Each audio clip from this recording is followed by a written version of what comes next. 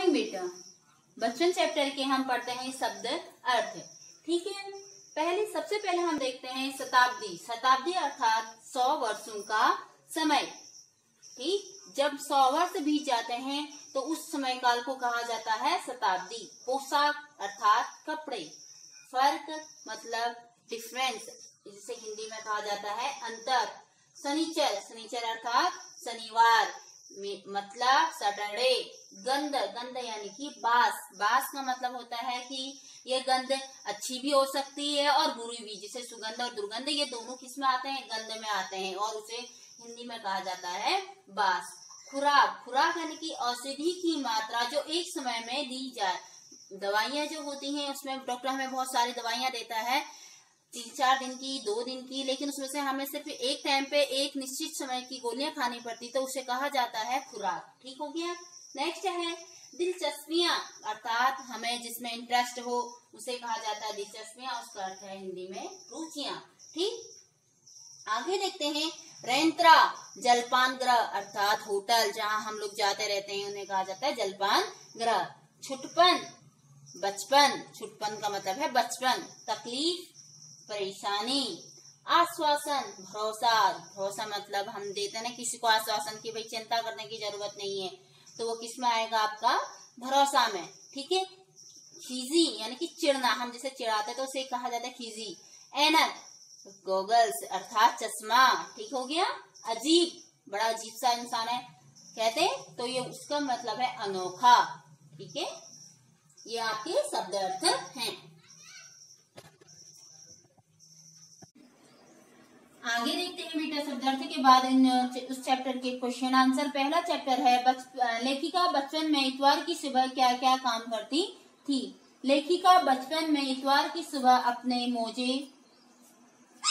मोजे धोया करती और जूते पॉलिश किया करती थी। मतलब लेखिका इतवार के दिन यानी कि संडे के दिन वो सुबह अपने मोजे धोती थी और जूतों को पॉलिश किया करती थी, क्योंकि उनके घर में किसी भी नौकर या अन्य व्यक्ति को ये 2 कार्य करने की मनाही थी। सब अपने जूते पॉलिश करना और मोजे खुद ही करेंगे, ये उनके घर का नियम था। नेक्स्ट है तुम्हें बताऊंगी कि हमारे समय और तुम्हारे समय में कितनी दूरी हो चुकी है। इस बात के लिए लेखिका क्या क्या उदाहरण देती है। देखिए, उनके समय और हमारे समय में जो उनका बचपन था और हमारे बचपन था उसमें कितना अंतर आ गया है, इसके लिए उसने 2-3 एग्जाम्पल दिए हैं। उस एग्जाम्पलों में को हम यहाँ पर देखकर समझेंगे कि कितना अंतर आ चुका है। आंसर देखिए, लेखिका अपने समय से आज के समय की दूरी बताने के लिए निम्न उदाहरण देती है। निम्न मतलब मैंने, ठीक है, निम्न मतलब नीचे दिए गए हैं जो। पहला है लेखिका के समय में ग्रामोफोन थे। उसके समय में ग्रामोफोन थे। आजकल के क्या है आप लोग के पास, टेलीविजन है। टेलीविजन यानी कि TV, radio, mobile, computer, net वगैरह वगैरह। लेकिन हमारे बुक्स में सिर्फ 2 ही चीजें दे रखी हैं। लेखिका के समय में ग्रामोफोन थे, जबकि आजकल टेलीविजन और रेडियो हैं। आदि में इसलिए लगा लिया क्योंकि आज आपके बचपन में अन्य चीजें भी हैं। ठीक है ना। देखिए, पहले कुल्फी हुआ करती थी, आज आइसक्रीम हो गई है। लेखिका के समय में कुल्फियां हुआ करती थी, लेकिन आजकल क्या है हमें अलग अलग फ्लेवर की आइसक्रीम मिला करती थी। ये क्या है, हमारा अंतर है। ठीक है, पहले के समय फालसे और खसखस का शरबत हुआ करता था। फालसे और खसखस का शरबत हुआ करता था। बेटा शरबत पता है ना आपको, जैसे क्या है आजकल आपके घरों में बनाते हैं रूह अफ़ज़ा का शरबत, तो उसी प्रकार से उसमें फालसे और खसखस का शरबत फेमस हुआ करता था।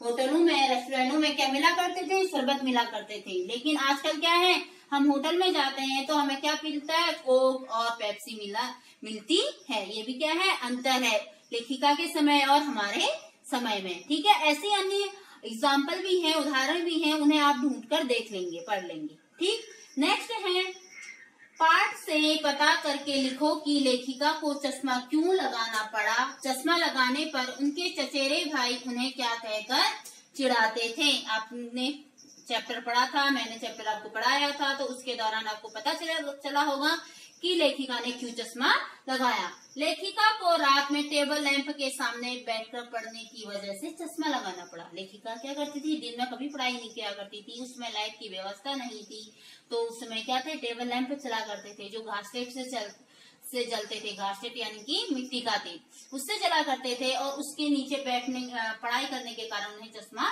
लगाना पड़ा। और उनके चचेरे भाई ने उन्हें छेड़ते हुए कहा, जब उन्होंने चश्मा पहना था तो उन्होंने कहा, आंख पर चश्मा लगाया ताकि सूझे दूर की, यह नहीं लड़की को मालूम सूरत बनी लंगूर की। उनके भाई ने उन्हें चिढ़ाते हुए बोला कि तू सोच रही होगी कि तूने आंखों में चश्मा लगाया है तो तू बड़ी बड़ी विद्वान लग रही है, बहुत सुंदर लग रही है, तुझे सब लोग क्या कहेंगे कि तू बहुत होशियार है, लेकिन तुझे ये नहीं लग पता है कि तेरी सूरत किससे मिल रही है, सेम लंगूर से मिल रही है। में कौन कौन सी चीजें मजा ले लेकर खाती थी, उनमें से प्रमुख फलों के नाम लिखो। देखिए, सबको अपने बचपन में या अभी भी हमें कुछ ना कुछ चीज फेवरेट रहती है, तो उसी प्रकार से लेखिका को भी कौन कौन सी चीजें पसंद थी। लेखिका बचपन में चॉकलेट को बड़े मजे से खाती थी। आपको पता है ना, मैंने पाठ में पढ़ाया था कि उन्हें हफ्ते में एक दिन चॉकलेट लेने की इजाजत थी, तो वो क्या करती थी, उस चॉकलेट को उसी समय ना खाकर घर आकर आराम से रात को लेट कर आराम से सोते हुए वो खाती थी। इसके अलावा सहतूत, फालसे, पेस्ट्री आदि भी मजे ले लेकर खाती थी। इन चीजों को भी वो बहुत ज्यादा पसंद करती थी। और फलों में उसे सबसे ज्यादा पसंद था काफल और चेस्टनट पसंद थे। काफल जो पहाड़ी फल है वो उसे जो है काफल, वो उसे बहुत ज्यादा पसंद थे। ठीक हो गया बेटा, ये चैप्टर यहाँ पर समाप्त होता है। देन नेक्स्ट चैप्टर के लिए हम नई वीडियो बनाएंगे। आप इस कार्य को पूरा फेयर नोटबुक में क्लीन तरीके से लिखेंगे और शुद्ध लिखेंगे, कोई भी गलती नहीं होनी चाहिए। ठीक है।